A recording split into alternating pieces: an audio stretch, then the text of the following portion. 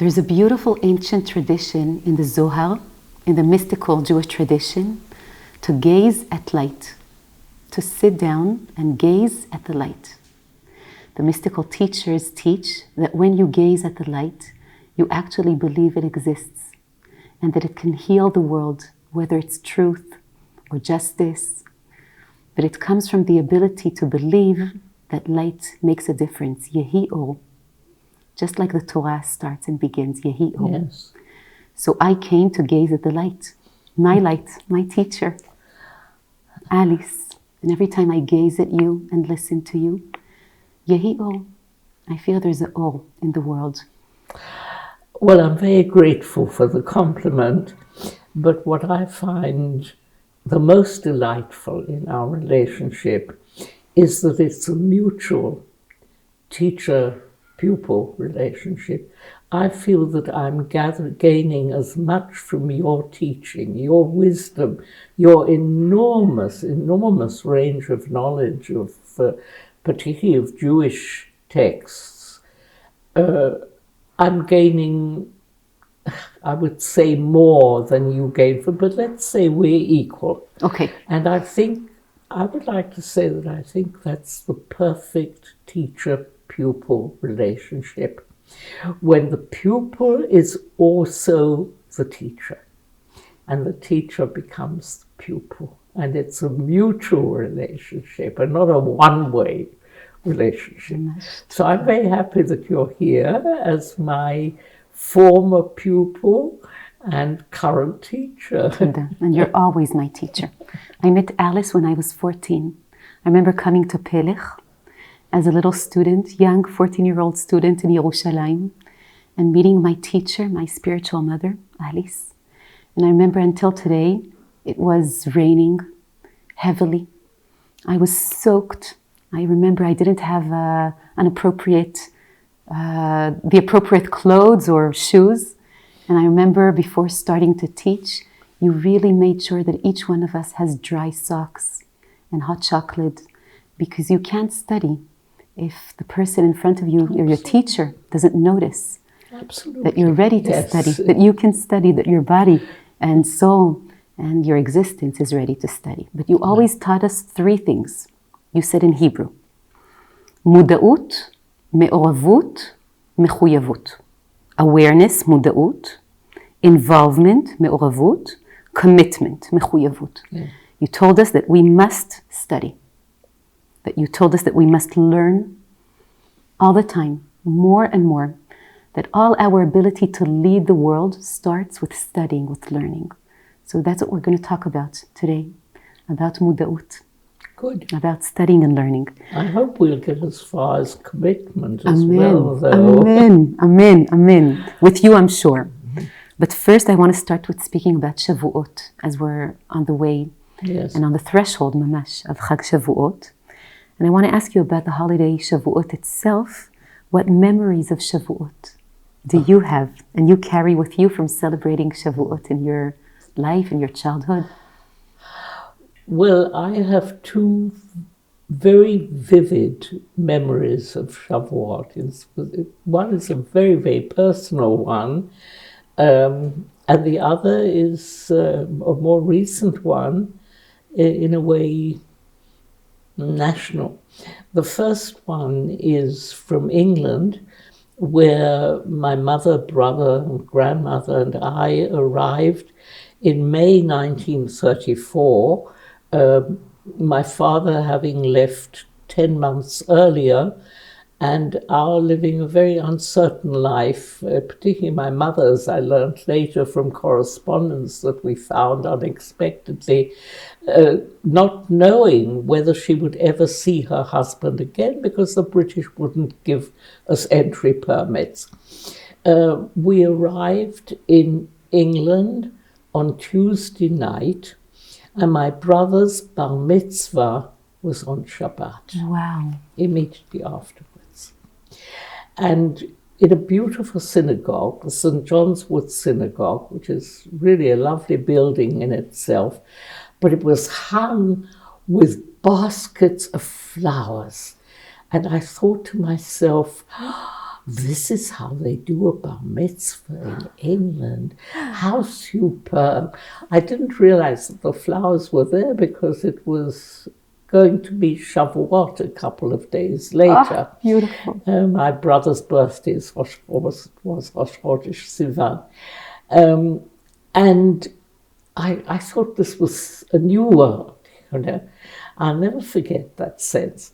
Years later, when I told my brother about this memory of his bar mitzvah, he said to me, it was one of the unhappiest days of his life.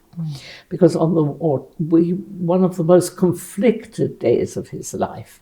Because on the one hand, he had learned the entire Parsha and the Haftorah, and he knew the text perfectly, but the rabbi, not knowing who he was dealing with, would let him read only half the Parsha. Wow. And then, with him standing on the bima with the rabbi addressed him, but in English. And he couldn't understand a word of English. So he said, you know, there was this mingled delight at having our father with him, but he'd expected to celebrate with the family in Germany. It was not what he thought it would be. And that made me realize how differently two people can experience one and the same incident, objectively speaking. There was a 13-year-old boy having a bar mitzvah. Incredible, the difference between the objective facts and the subjective perception of those facts. So that's one Shavuot, or pre-Shavuot, I remember, and the second one, extraordinary. The Shavuot of 1967, which was the first time we were able to go to the Kotel. And I happened to be there because my beloved late husband had been appointed by the chief chaplain, Rabbi Gorin, to be Katzin HaKotel, which meant that he had a very splendid armband and so on. He hated the job because what he was busy with was dealing with the victims he was in a burial squad, and he resented being taken away from this important work, this trifling work of traffic cop, really, in a way. But it enabled, I refused to stay at home, it was too far away, so we took rooms in the King David Hotel, and he went off to the Kotel about 3 a.m, and we followed afterwards.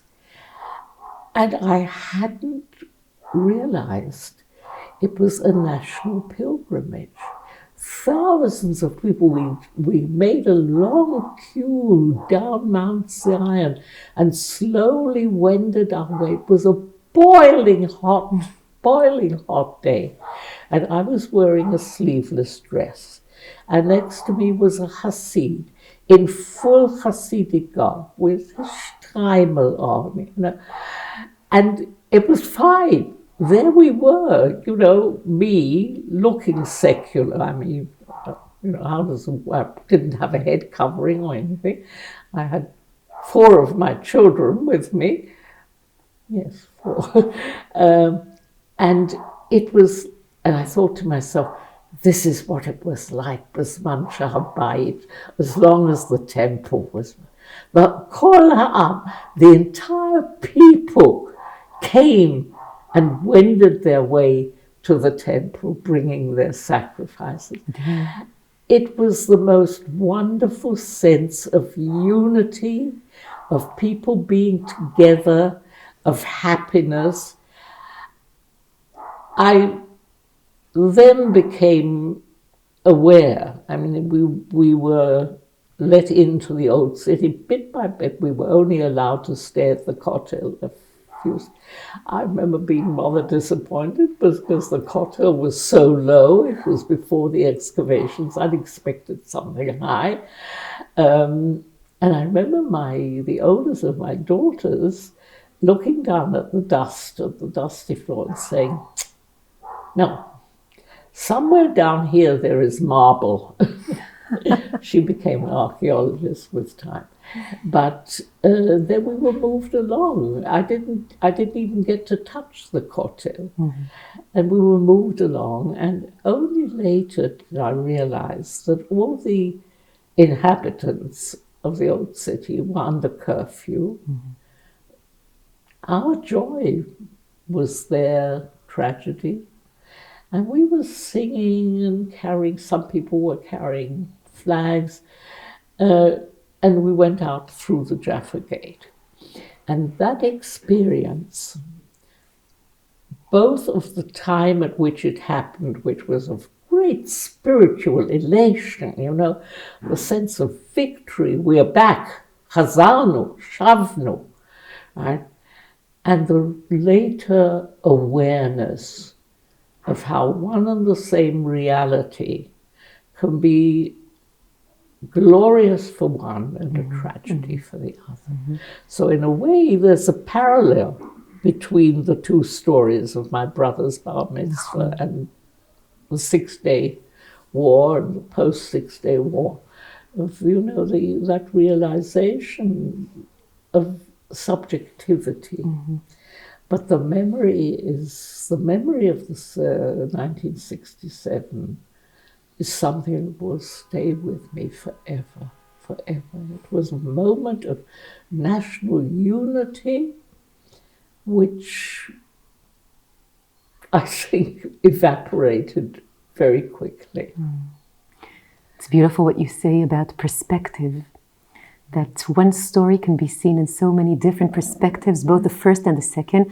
But it's beautiful because in the one you flee away from a place that's so dangerous. Yeah. In the second you try coming back to another place. Absolutely. And bringing together the perspectives. And yet it's so different.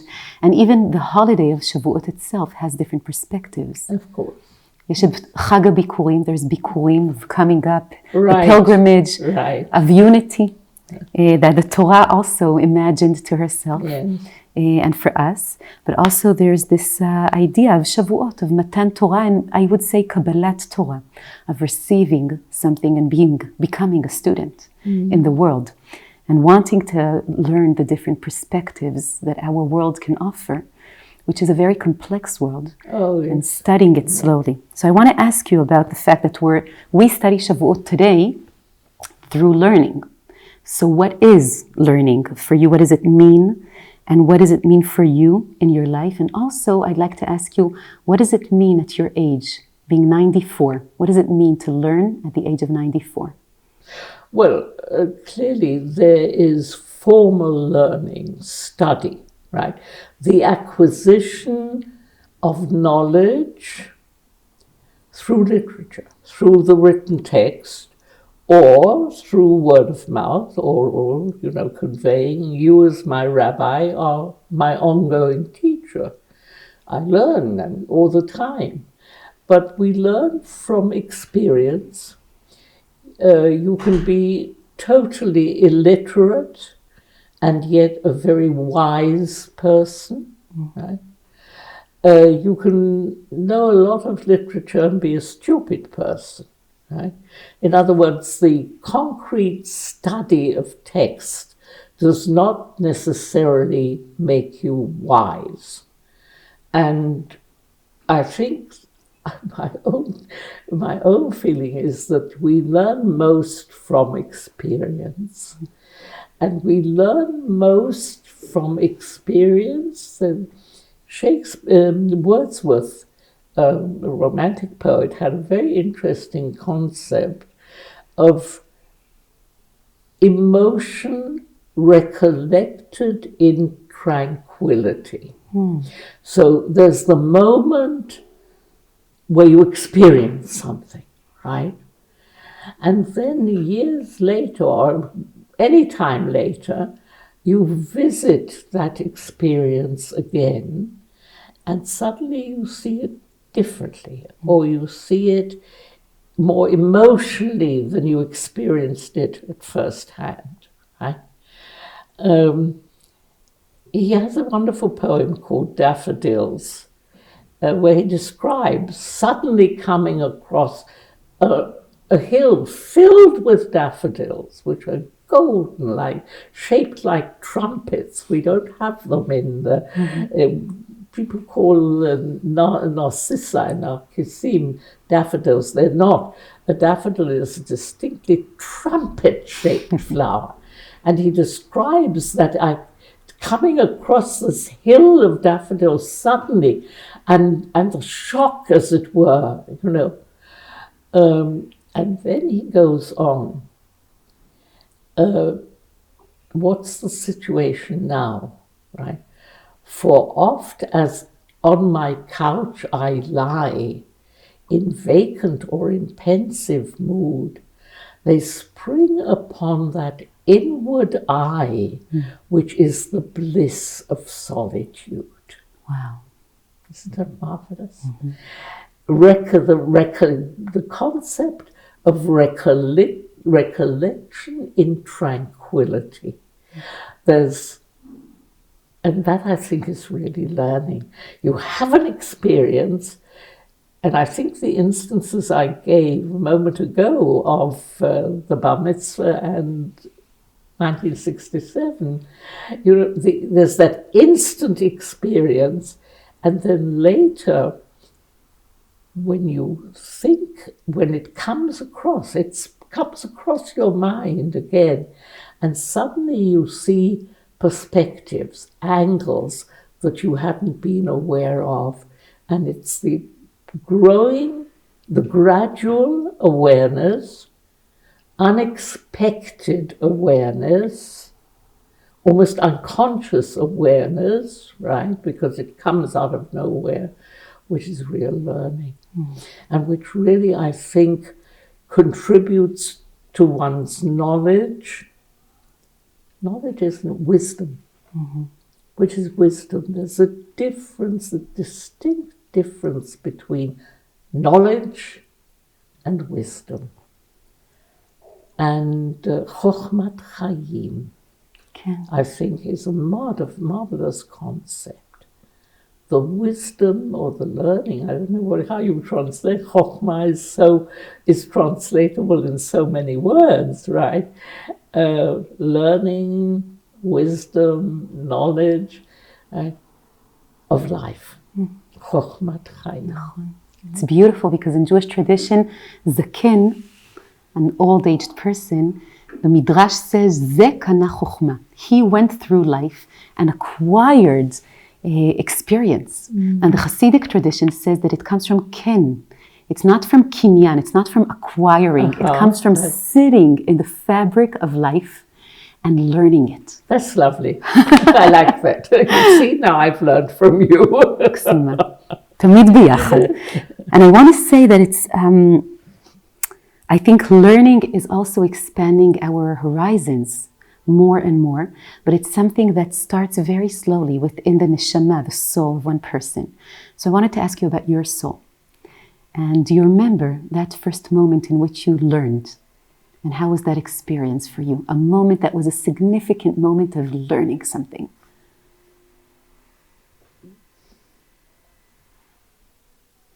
That's a difficult question.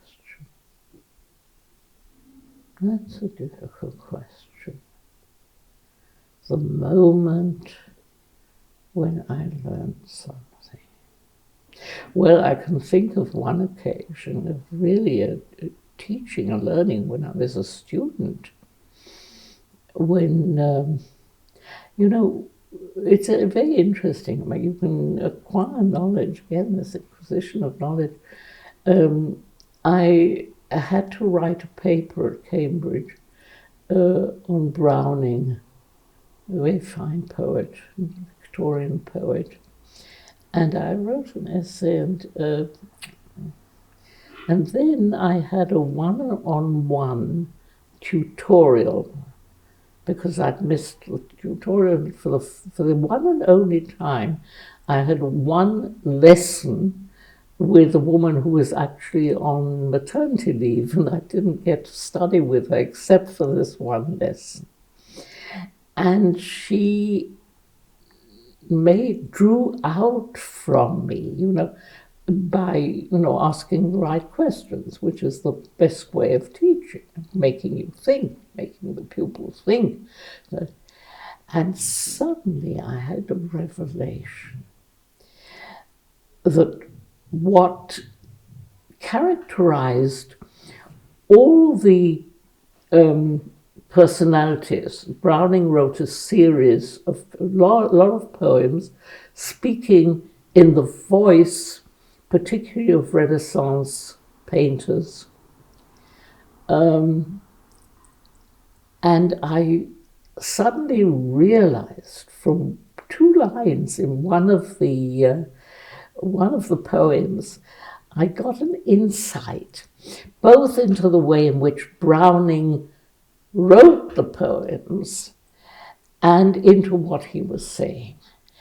And I'll never forget the moment as the lines in the Andre del Sarto was a sort of slightly second-rate Renaissance painter. He wasn't the greatest, same as Da Vinci and so on. And in the poem, he compares himself, contrasts himself with the greats. And he says, yes, but a man's reach must exceed his grasp, or what's a heaven for? You have to try to reach beyond what you're capable of reaching, or what's a heaven for? Click, click, yes, that's it. You will never, how many Da Vinci's are there? How many Leonardos are there? For one Leonardo, you have a dozen lesser Renaissance. And I think, no, but the important thing is to go on reach, and although you're never going to be able to grasp. Oh, it's beautiful. And so that was a moment when it was long, I was 19, nowadays people are very sophisticated at the age of 19, but we were terribly innocent. I don't know why. It was a different world, it was a limited world. One didn't travel. It was right after, actually it was during World War II. England, an isolated island. It was very interesting. It's literature takes you to worlds beyond what you could reach, imagination, works of imagination. So that was a critical moment for me. Manyan. It made me remember a moment I had when I was young. I had a very Haredi, ultra-Orthodox teacher, which I admired, Frida Deskal. I remember her name until today. And I remember that moment, a specific moment, when all of us were studying some text. And there was one young lady in the class whose father swept the streets of Yerushalayim. And sometime in the hafsaka, in the break between lessons, someone said that her father was a street cleaner, and said it in a very kacha. Yes, slighting way. Yes, in a very slighting way. And I remember Frida Deskal told us all to close our books, that they had no meaning, that now we have to listen to life. And I remember she said that the most important question, the most important word is ayeka. Ayeka. Who are we? What do we do? And she said, the father of this girl can answer to Ayeka that he cleans the streets of Yerushalayim for all of us. And there is no greater job in the world than doing that. And sweeping and cleaning the streets of Ir HaKodesh for all of us. And I remember that years later, when I heard Heschel saying that the most important question is not to be or not to be. I'm sorry to say that this is what Heschel said. But he said the most important question is not to be or not to be, but how to be. Ayeka. I remembered Frida Deskal.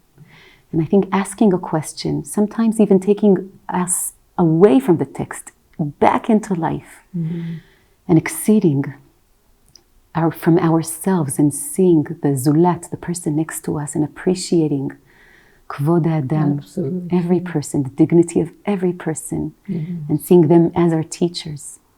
Her father became our teacher in the classroom that day because of Frida Deskal.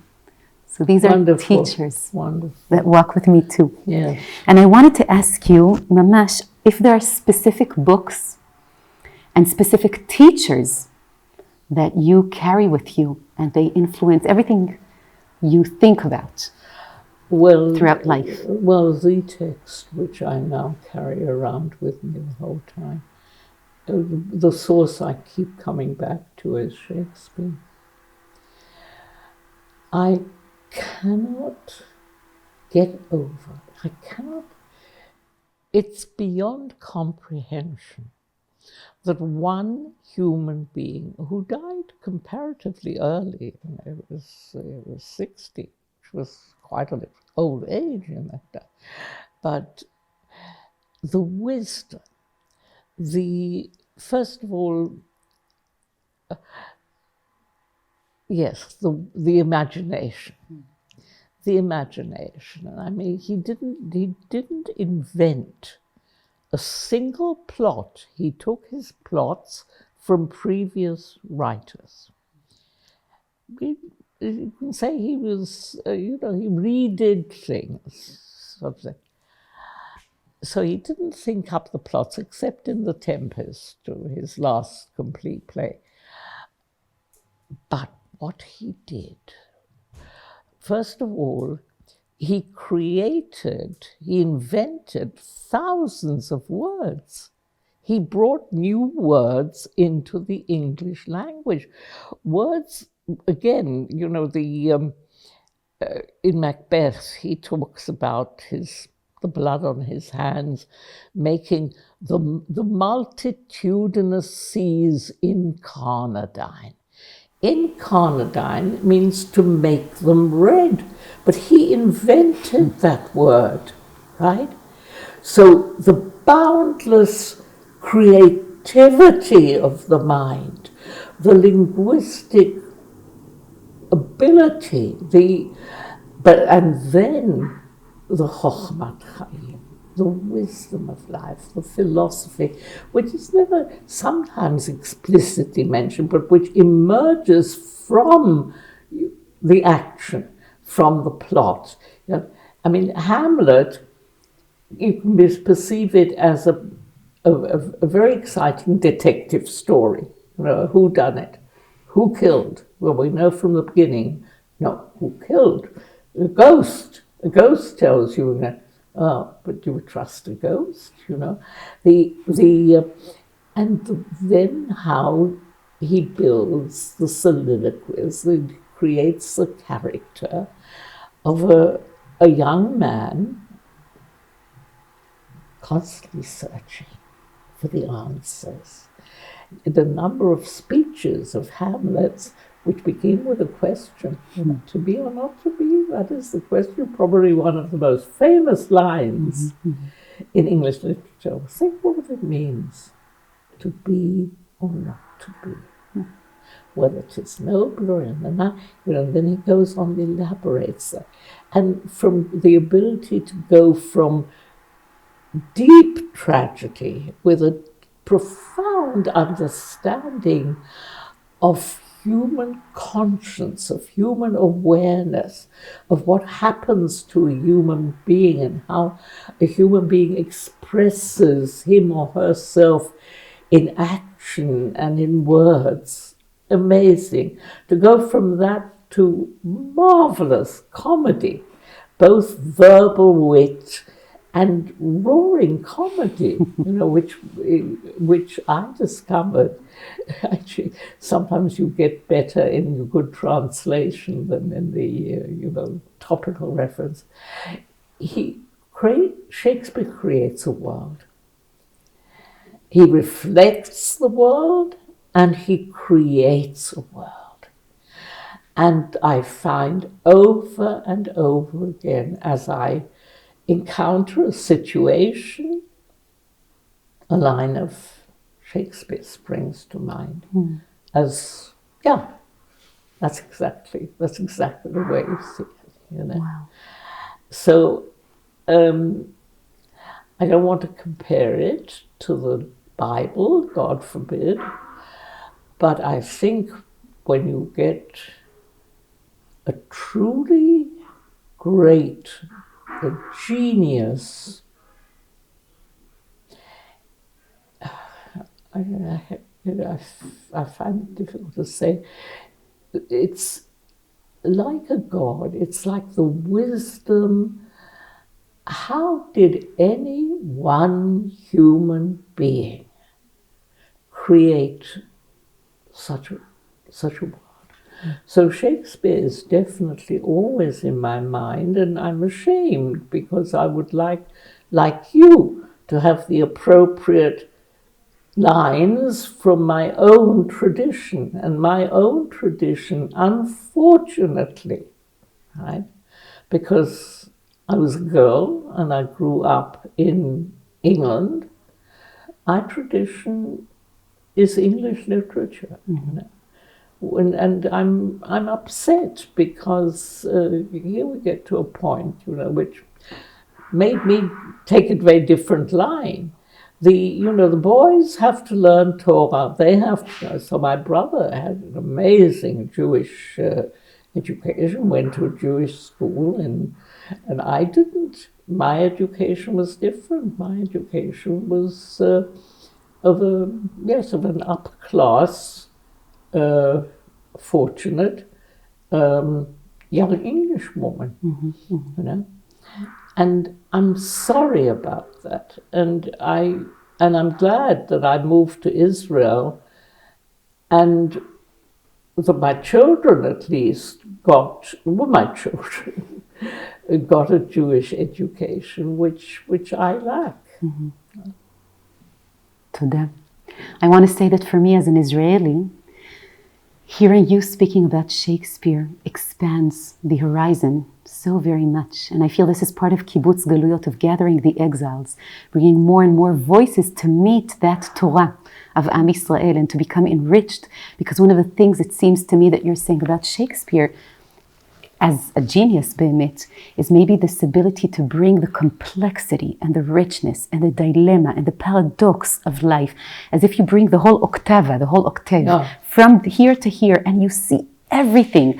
Most people do not want to see that perspective, and I think the richness of the Bet Midrash, of the Jewish Bet Midrash, is to try and exercise coming into that dilemma of life, hearing all the voices, all the dilemmas, all the ethical questions, and learning very slowly together through speech that is sort of a therapy in this very complex world, and through listening, which is sort of therapy in this very complex world, to slowly pave the road in which you really could understand something about the world and about the kind of life you want to lead in it. Well, that's what teaching and learning should be. You know, it isn't always, as we know. You know, sometimes it's very limiting. But what you're describing is exactly what should happen with learning and teaching. Exercising in a world today, I think a lot about iPhones, and that people so many times see what they know.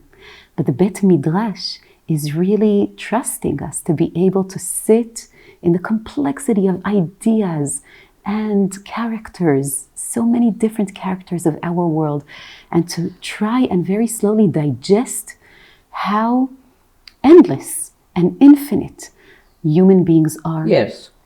And you think that what one learns in the Bet Midrash, or can that knowledge be derived from living fully? Living fully and connecting between those questions to the world. Yeah. So as for me, as your talmida, as your student always, whenever you bring Shakespeare into the conversation, it enriches my Torah.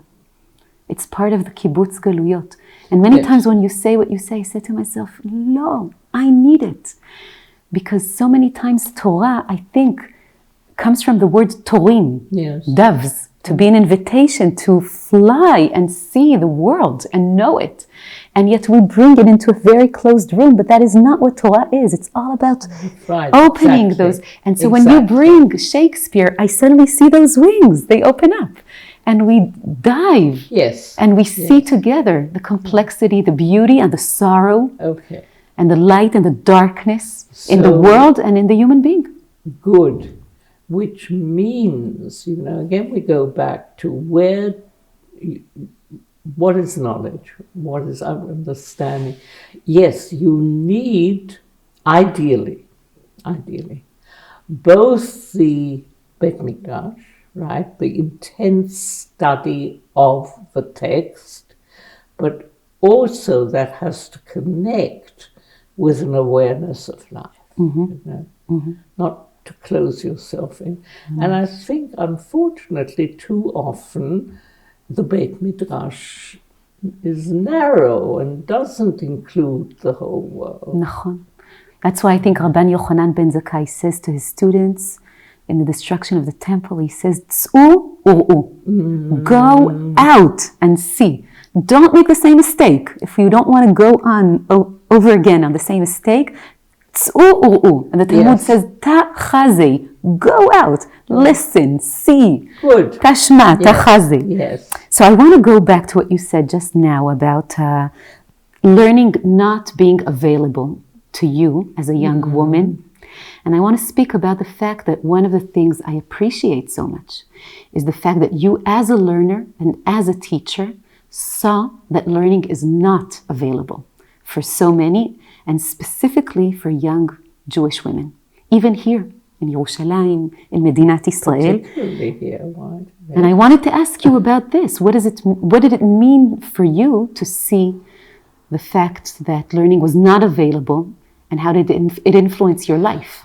Well, actually, it was very clear that learning was not available. There was no real equivalent to the yeshiva, but it began right, I think it was in the 4th grade or very early on in the elementary school, that at the school which my youngest daughter attended, which was a co-educational religious school, when it came to 4th grade, the boys started learning Mishnah, and the girls, I don't even remember what sewing. They did. Yeah. I learned how to sew when they were learning Mishnah. And I was appalled. She was born in 1967. So she must have been, I don't know, it was very late in the years. And I couldn't, the whole reason I sent her, one of the reasons I sent her to a mixed religious school was I thought, oh, good, now, she'll get the same education as a boy. What appalled me even more was that when I complained, a lot of the other mothers, it's all right, the girls don't need. I come back to Leah, reason not the need. But why not? Why shouldn't it be a matter of choice? Just because you're a boy? And I was very resentful. So when it came time for the older of my daughters, she started at what was considered the best religious school, state religious school, not Haredi school for girls in Jerusalem, which we were very disappointed in. And then I heard about a school called Pelech for girls, which I didn't consider sending her to because it was defined, actually in its name, as a Haredi, ultra-Orthodox school. So I never thought of applying for it. The uniform was long sleeves and stockings right through the year. And then she came back, and this was already going into 11th grade. No, I want to go to Pelech. So I went to meet the principals, a a couple, a husband and wife, and I heard about the school and that the girls studied Talmud. Wow, you know, marvelous. And they described the program, sounded very good, a very good mixture of general humanities, a bit of science, and so a tiny school, very few pupils. And as I was sitting with them, one of the girls crossed and greeted me, and they said, "Oh, you know her." They seemed surprised that I should know this girl. And I said, "Yes, she prays in our congregation. I know her from there. She's doing a very interesting final paper instead of one of her exams." What's the subject? Christian symbols in the novels of Graham Greene. Wow. Yeah, wow. I almost fell off my chair. An ultra-Orthodox school encouraging a student to write a thesis on a Catholic, very theologically minded novelist. This is the school I was looking for. Right? So 2 years later, the school hit a crisis. A number of the parents tried, had not yet been recognized by the ministry officially. The principals wanted to close it. The parents said, "No, we're not letting you close." I volunteered to help a bit with administration, which they didn't have any idea about. And one day, the wife, phoned me and said, "You know, the inspector's coming today. He'll be sitting in to see whether we qualify for full recognition by the ministry. Perhaps you'd like to come and sit in the classes with him." I went. I was very impressed by the teachers and equally impressed by the pupils, so bright, so responsive. And when we came out, the inspector said to her, "Well, who should I be in touch with in future?" And I'm sure he meant whether with her or with her husband, because they were both principals. And without looking me directly in the eyes, she said, "With Professor Shalvi." And that was how I became principal of Pella.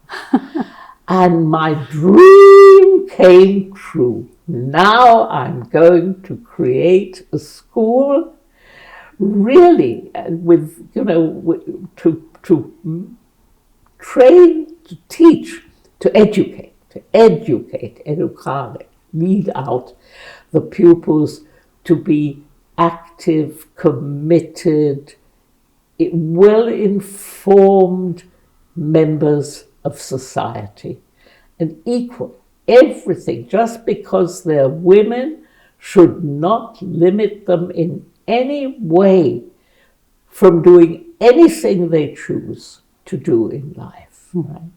And we did it. When I became principal, half the staff resigned. And anyway, the principals themselves, she was a great teacher of English. He could teach anything, maths, history, Talmud, anything. And the teachers left, the few teachers that there were left, because I wasn't Orthodox, I didn't cover my hair and so on.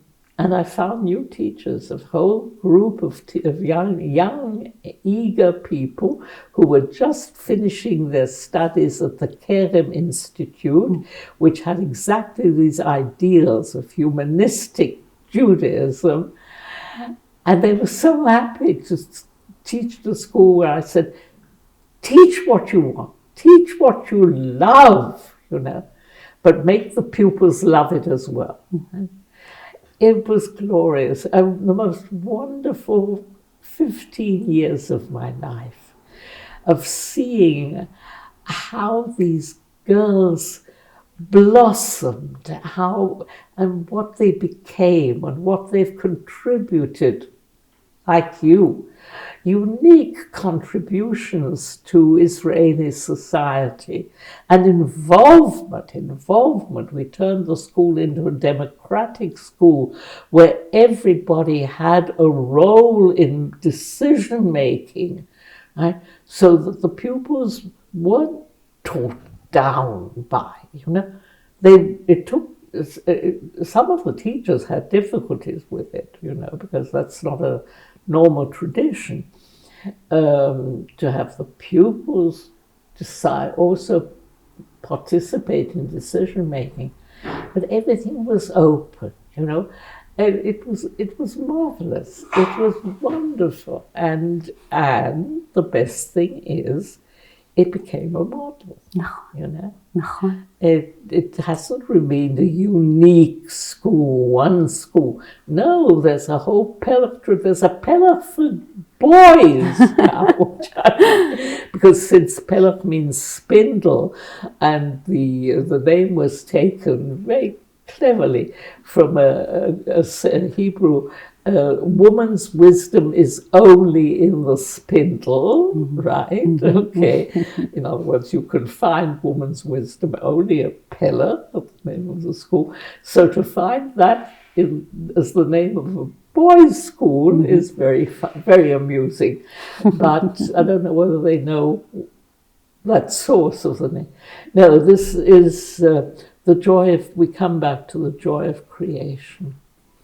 The joy of creation and freedom and encouraging the spirit, the brain, the mind, the soul to develop. Aye. Nothing like education. Nothing like No, nothing like. We used to say when I was a young woman, and we were studying the humanities, English literature, well, what do you plan to do when you graduate? And the standard answer, I'm ashamed to say, was anything but teach. Teaching was a despised profession. Various reasons for it, because married women weren't allowed to teach, and so that changed in World War II. When they had to take even married women to teach because the men were all gone. But it's the most glorious profession to see how you can encourage the individual to develop her or himself. No, there's nothing like teaching. And you as a rabbi know. Right? And I know. I think when I listen to you, I think that this is it's really the embodiment of the opening of Masechet Avot, of Tractate Avot. Moshe קיבל תורה מסיני, ומסרה ליהושע, ויהושע לזקנים, וזקנים לנביאים. Moshe received Torah, and then he did something amazing. He gave it. He handed it on. He could have said, I received it, it's mine. Received it, finished. בדיוק. Becoming this mythical, only soul teacher. And yet, the whole idea of Jewish tradition regarding studying is to become a teacher who grows other teachers and hands the Torah to them and sees them creating whatever they create with that Torah.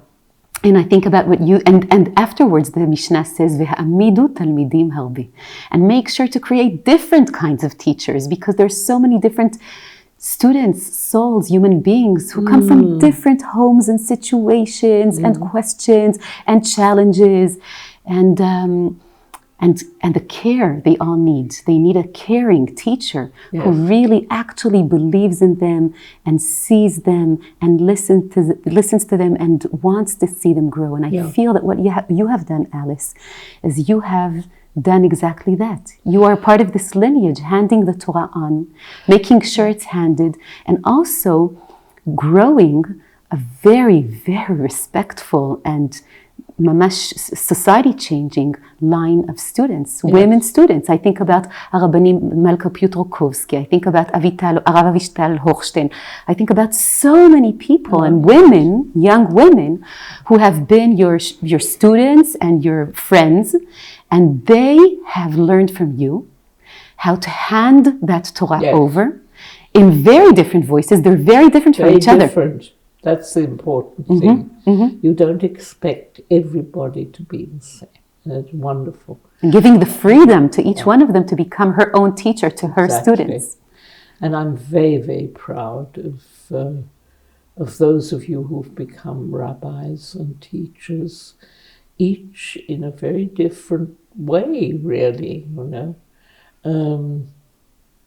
very proud. But altogether, when I look at what the Pelech pupils are doing, I realize their involvement in society and their contribution and their bravery. It's not easy to become a woman rabbi, is it, in Israel? It's still, well, when you're not accepted, you're not officially a rabbi.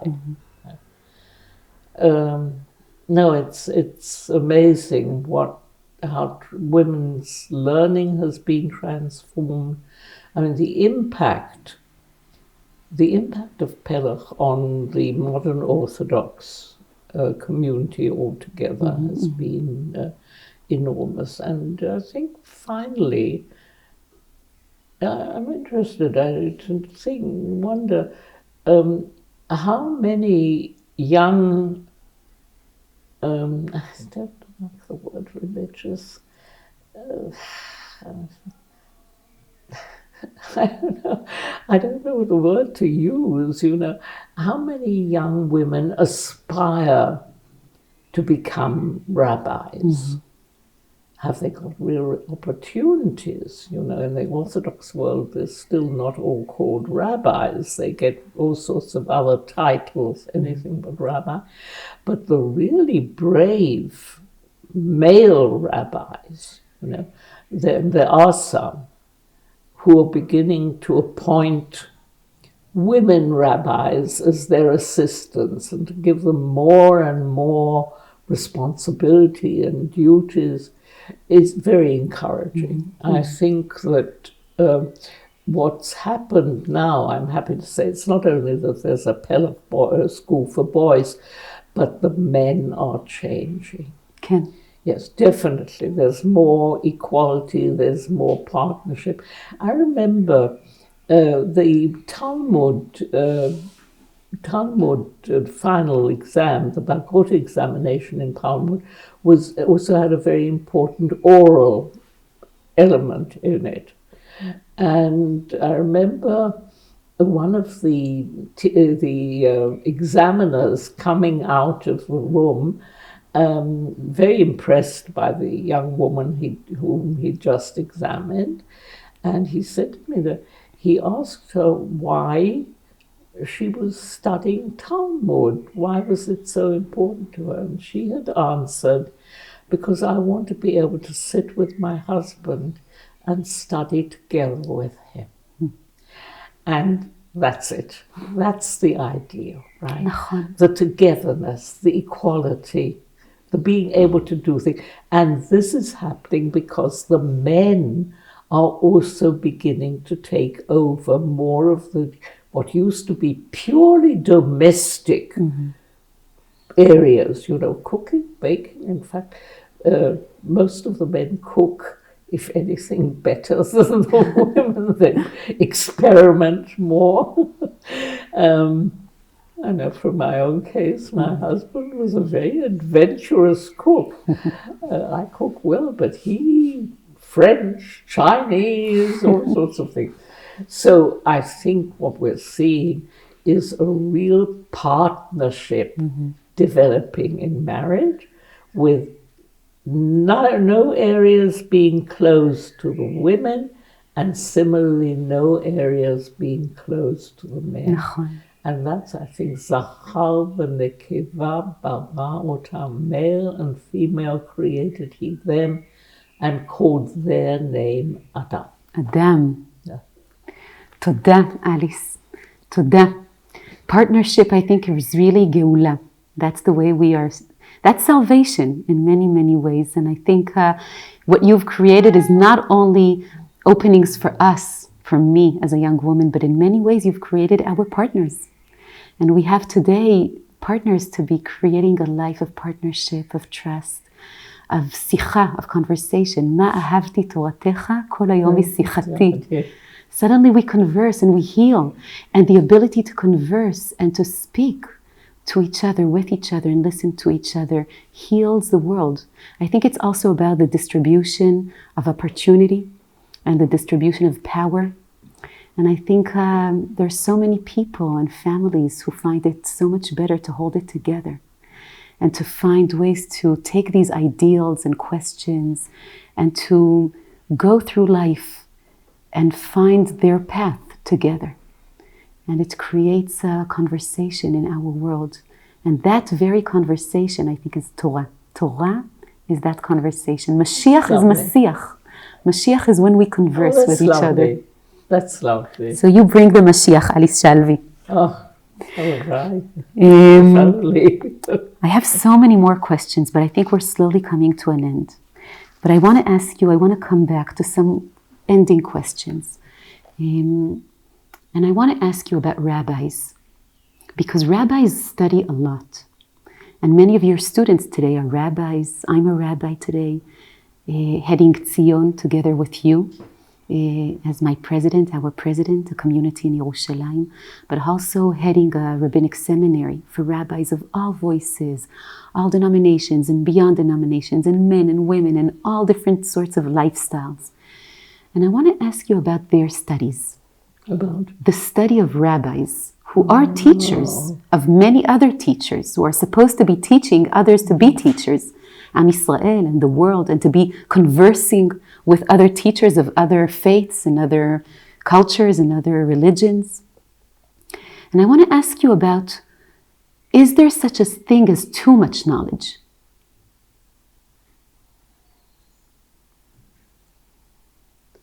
Depends what you mean by knowledge.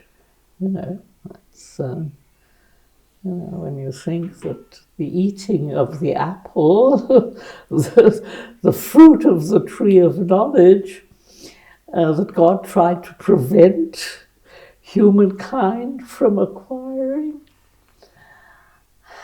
depends. I think it's what you do with the knowledge that counts. Too much knowledge. What does it mean, too much? That you know the whole encyclopedia by heart, or that you really understand? It's the understanding, which is very often the heart, not the head. And I come, you're a street cleaner. That's the story, that if you allow formal knowledge, book knowledge, if you like, to obscure your view of the world, right? That's bad. That's really bad. But chokhmat chayim, and the ability to apply your book learning as you do. I mean, that's what a rabbi does all the time. You keep bringing from your text illumination. From your study of text, you bring light, you bring illumination. What is it you illuminate? Life, right? So there can never be too much knowledge, provided it's a knowledge which constantly improves your awareness of reality, in the sense of who people are, what motivates people, what do they do, what is society. And unless you go beyond the strict book learning, you haven't really attained knowledge. Yeah. So again, you can be illiterate and yet very, very wise. And you can know a lot of texts by heart and be very, very stupid. Toda. Maybe it's many times I sit here and I watch you and I see or learn from you about little birds that sit here on the tree and what you learned about them today. Yes. And my feeling is that you really have learned through books that books in many ways, and I think this about the Torah, it gives, I'll say it in a different way, the Torah is our witness. And it invites us to raise our eyes, and with all the openings we have, our eyes, our ears, our mouth, the ability to smell, to actually see and meet life. It's a gateway.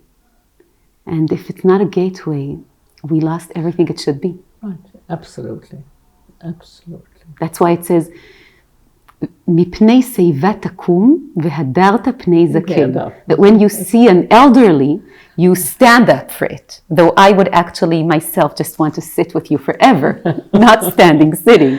But I want to say that Rav Hamnun Saba in the Zohar says, what is it, והדרת פני זקן? Who is the elderly? Who is my elderly, he says? And he says, מפני שיבה תקום, my elderly, he says, is the Torah. And what does it mean, takum? That every time she raises me, and takes me out to the world, to meet the world, to see it. And I feel that's what you do to me. It's totally mutual. I think the best relationship is when pupil is teacher, teacher is pupil. There's a wonderful line in Schiller, and I go to Schiller now, the text which Beethoven uses in the Ninth Symphony.